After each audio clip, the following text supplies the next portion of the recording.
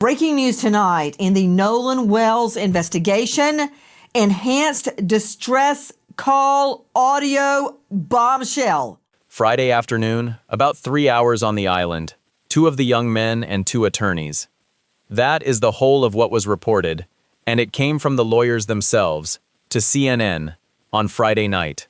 Warren Hudson and Jax Pitalo went back to Horn Island to look at the layout and the dynamic of the place. A third client, Morgan Seymour, did not go. School, according to the attorneys. 3 hours, 2 people, 1 statement. And within a day that had become a headline about a suspicious investigation, on a video with tens of thousands of views. So this video does something narrow, takes the reported facts of that afternoon, and marks exactly where the record stops and the reading begins. Nobody has been charged. Police have not named a suspect. So what is there to examine? Not a charge, a stack of findings. And each one came from a different producer, with a different credential. Before you trust any of them, you need to know who wrote them, and for whom. Start with the one the family paid for. Per ABC News and CNN, reporting on the 22nd and 23rd of July, Nolan's family commissioned an independent autopsy. The finding that came out of it reads, "Undetermined pending investigation." Read that phrase slowly. It does not say drowned. It does not say homicide.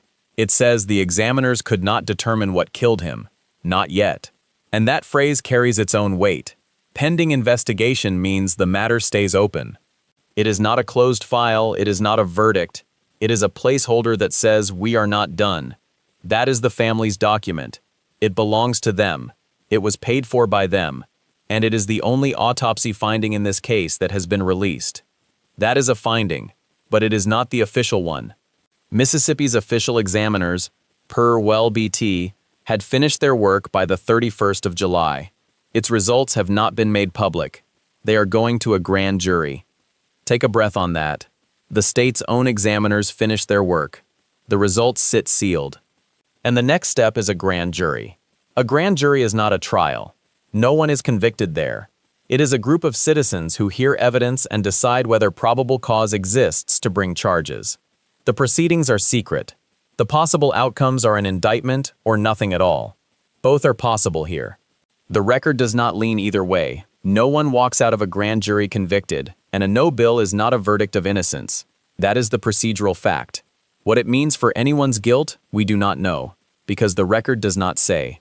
Now the third finding. This one shapes the timeline. TMZ reported on August 3rd on a document from the United Cajun Navy. That group is a volunteer organization, not law enforcement, and the document itself says it is not an official finding. What it contains: Nolan's last independently verified sighting between 3:23 and 4:27 in the afternoon. A volunteer group's reconstruction, not an official finding, and it is one of only 2 pieces of timing data in this case. The other is the GPS. And then there is the GPS. CBS News obtained it from the Mississippi Department of Marine Resources. It shows the boat left Horn Island at approximately 4:31. 3:23 to 4:27 is 64 minutes, and the boat left at 4:31, 4 minutes after the far end of that window, and 68 after the near end. 4 minutes. That is the arithmetic of 2 separate findings, sitting side by side. The sighting window comes from a volunteer report. The departure time comes from a state agency's GPS. One is not official, the other is hard data, and neither one tells you what happened inside that window. That is the gap at the center of this case, and it is exactly the gap the official autopsy was supposed to fill. Except its results are sealed, and they are going to a grand jury. So here is where the case sits. One autopsy, independent, says undetermined. One autopsy, official, sits sealed. One volunteer report gives a window.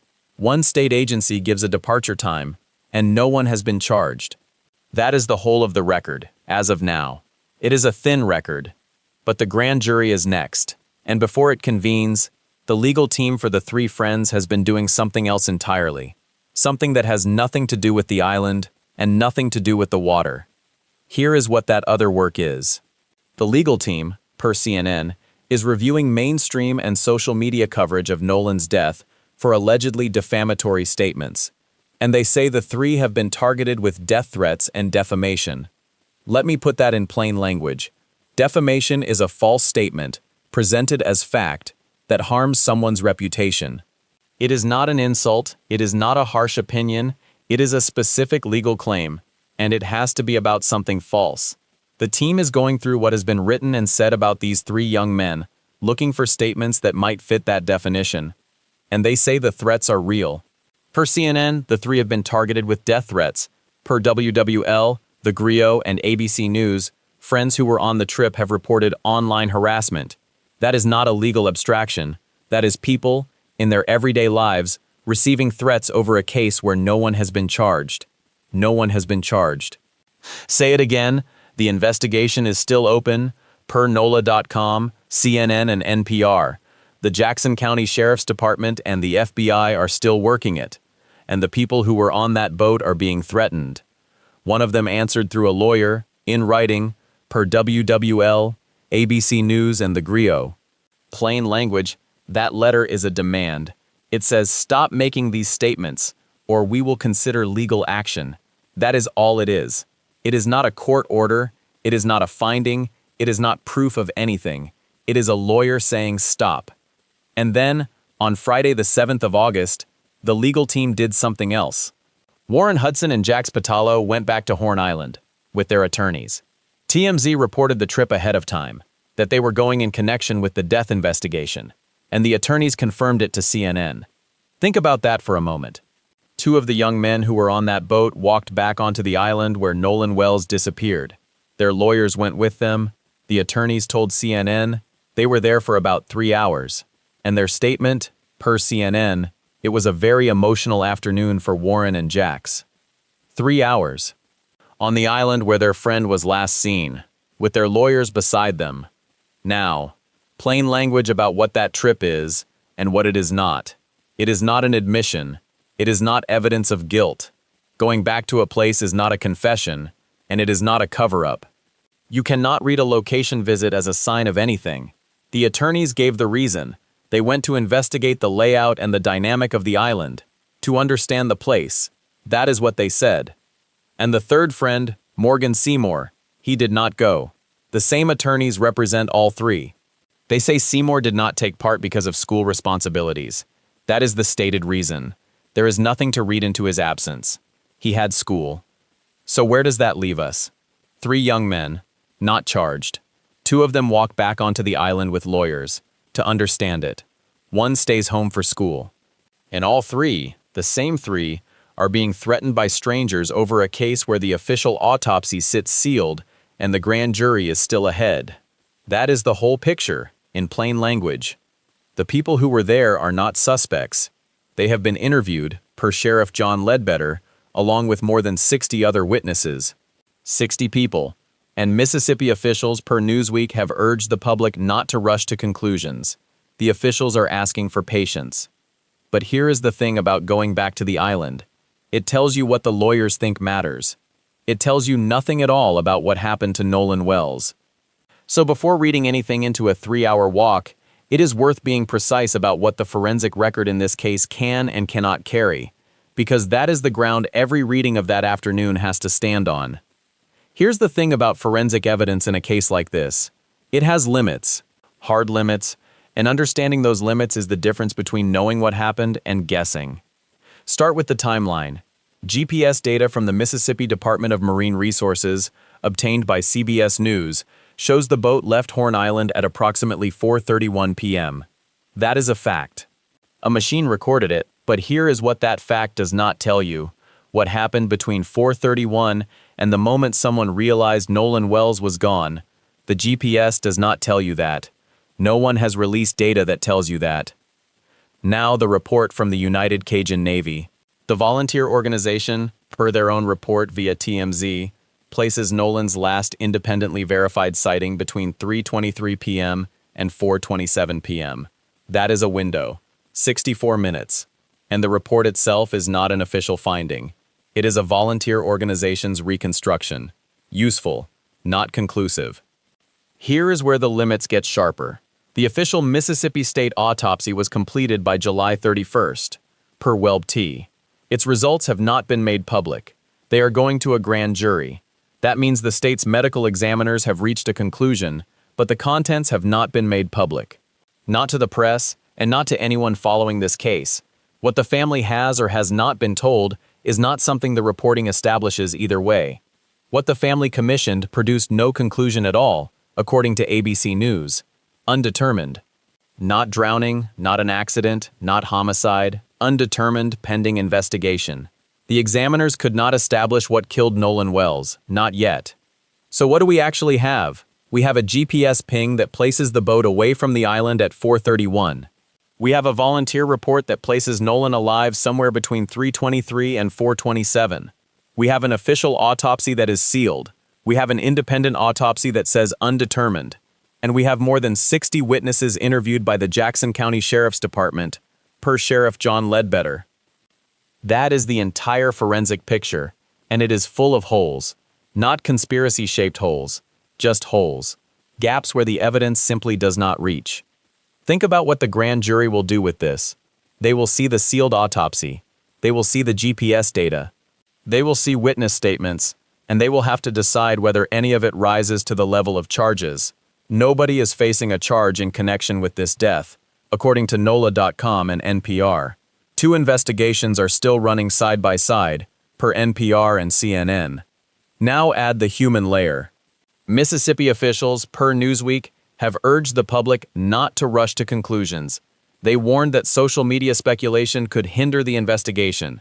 That is, officials saying, the evidence you think you have, you do not have. The timeline you think you understand, you do not understand. And the legal team for the three friends, the same attorneys who walked the island with Warren Hudson and Jax Pitalo, they are reviewing mainstream and social media coverage for allegedly defamatory statements. Per CNN, they say the three have been targeted with death threats. That is not a side issue. That is the investigation's shadow. Here is the uncomfortable truth. The GPS data tells us when the boat left. It does not tell us who was on it. The Cajun Navy report tells us when Nolan was last seen. It does not tell us what happened after. The autopsies, both of them, tell us what the examiners could and could not determine. They do not tell us who is responsible. The forensics in this case are like a fence with missing posts. You can see the shape of the enclosure. You cannot see what is inside it. And every time someone on social media fills in a gap with a theory, they are building a fence post out of nothing. So when the grand jury convenes, they will not be deciding based on a complete record. They will be deciding based on what the evidence can prove. And the evidence, right now, proves a boat left at 4:31. It proves a young man was seen alive between 3:23 and 4:27. It proves an autopsy is sealed, and it proves another autopsy could not determine a cause. That is the whole picture. Which is worth holding on to before we go back to Friday afternoon, because the visit to the island did not add a single number to any of it. So what does a return trip to Horn Island actually change? Start with what the visit was.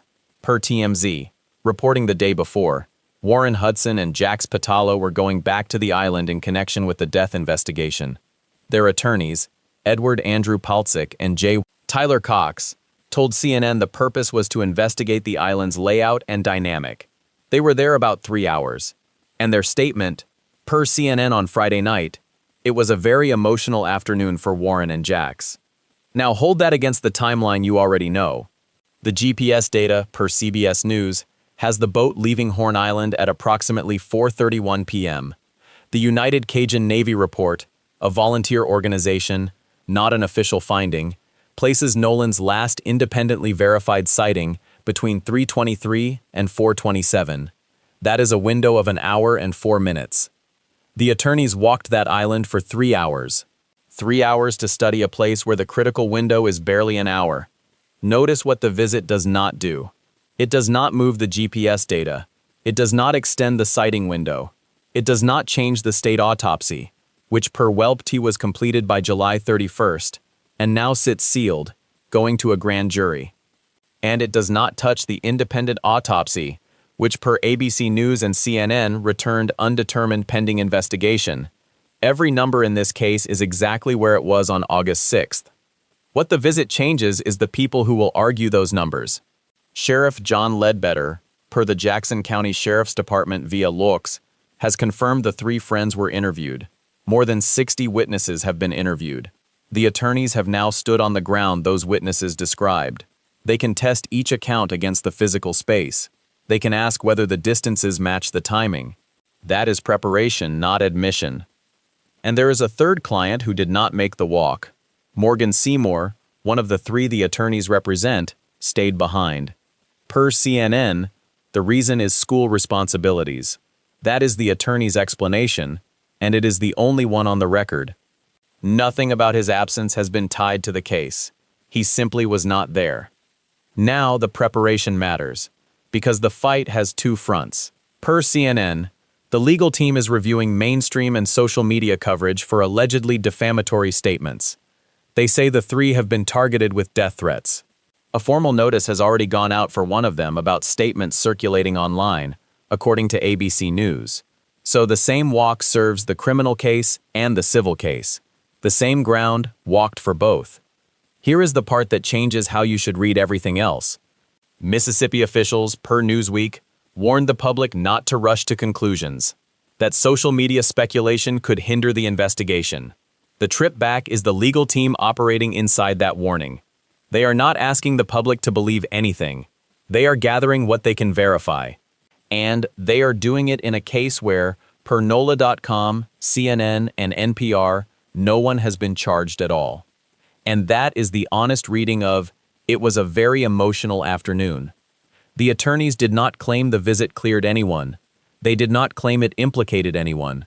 They described the weight of standing where Nolan Wells was last seen, between 3:23 and 4:27 on a July afternoon, per the Cajun Navy report, while the official record sits sealed, and the independent record says undetermined.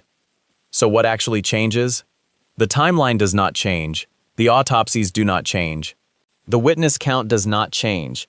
What changes is that the next time someone tells you what happened on Horn Island, there is a team that has walked the ground and tested the story against the space.